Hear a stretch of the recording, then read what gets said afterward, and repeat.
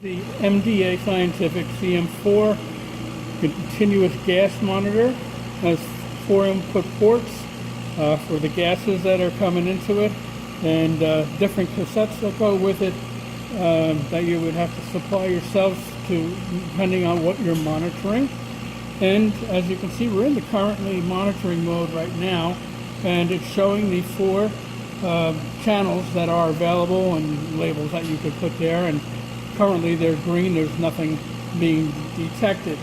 On top here we have a cassette, and I'll show you later that comes out, and you can replace it with whatever you need for your application. Down in the lower left hand side here are your flow adjusts, and you have an ambient air filter here. So I'm going to hit enter in 5, and it shows the current flows. And when there's a something that's a little bit too high, it's saying reduce this flow. It's a little bit higher than what you have it set for that particular cassette. And you can adjust those flows down here. So you can see I can adjust that. There is another place in the program where you can actually calibrate the flows, set them up the way they're supposed to be, to make them exactly what they're supposed to be and fine-tune them.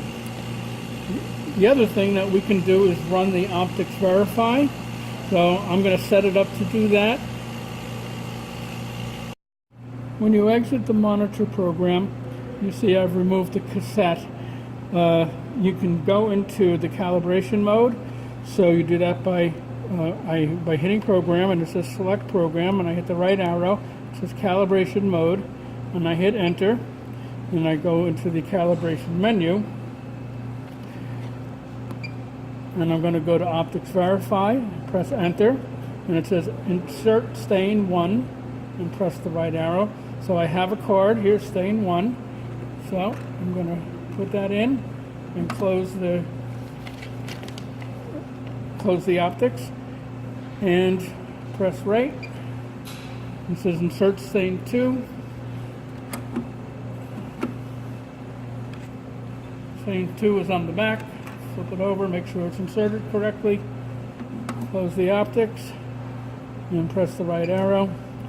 And as you can see, verify successful. So it's the optics are doing what they're supposed to do. So on this instrument, you also have a set of filters that is here. Quick reference card is here.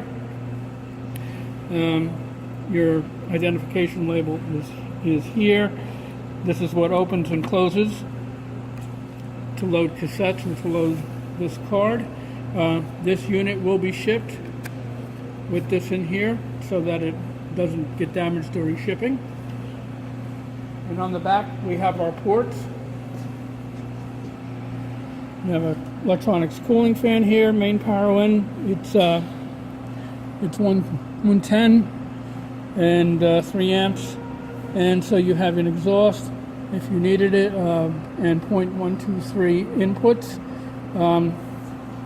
So there's a total of 4 inputs here, and you could have your tubing going to whatever points in your building that you needed this to be sampling from.